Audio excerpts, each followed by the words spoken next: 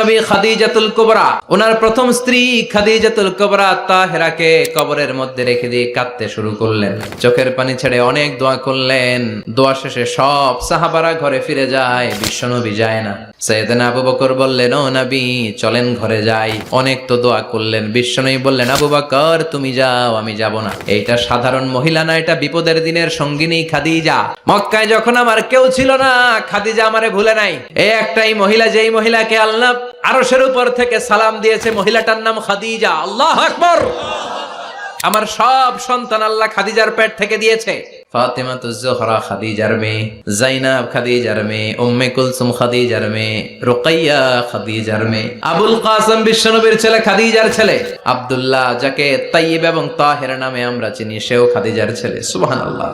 ও আবু বকর, আমার এই কলিজার টুকরা প্রিয়তমা খাদিজারে রেখে দিয়ে কেমনে বাসায় যায়? তুমি যাও।